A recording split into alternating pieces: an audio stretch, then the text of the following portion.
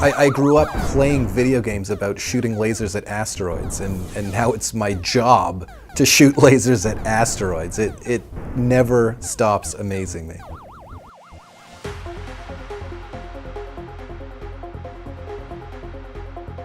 My name is Tim Haltigan from the Canadian Space Agency, and I'm the Canadian Mission Manager on OSIRIS-REx. I'm responsible for the overall operations of the OLA instrument and also responsible for coordinating the contributions of the Canadian science team. So OSIRIS-REx is an international collaboration led by NASA that is a mission to go to an asteroid named Bennu, capture a sample of it, and bring it back to Earth so we can understand a little bit more what it's made of. Understanding the shape of asteroid Bennu is going to be absolutely fundamental to understanding the geology and putting it in context. The other reason you really need to understand the topography extremely well is that when we're going in to take a sample, it's a very, very fine measurement.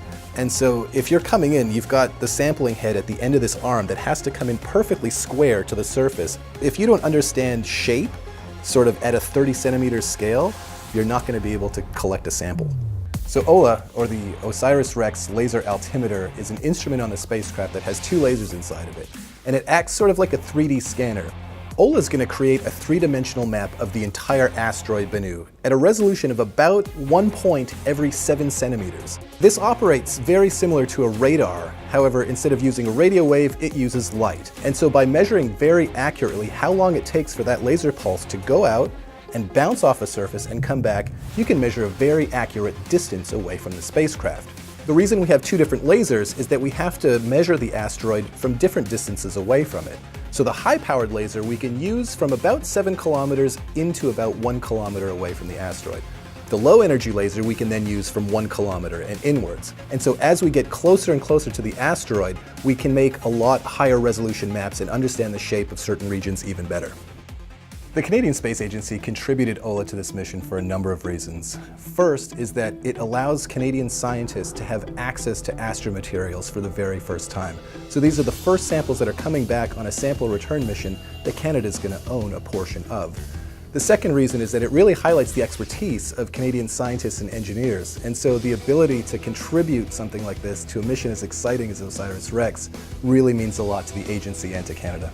If you ask anyone that's ever built a flight instrument for space, they'll tell you all kinds of fun stories about the challenges they've had doing it.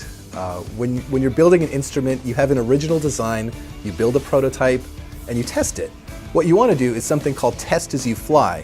Flying an instrument in space is a horrible place. So with flight instruments, what you need to do is put them on a table and shake them really hard to make sure that they're going to be able to survive the launch.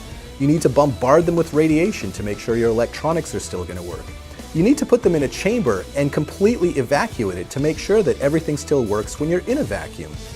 In the end, ultimately what you have is an extremely robust system that you're confident that when you strap it to the side of the spacecraft, launch it, and fire it in space, it's going to work beautifully. I am incredibly excited to actually see what this asteroid looks like. When we get there and we see the first images and generate that first shape model, I think it's going to surprise everyone.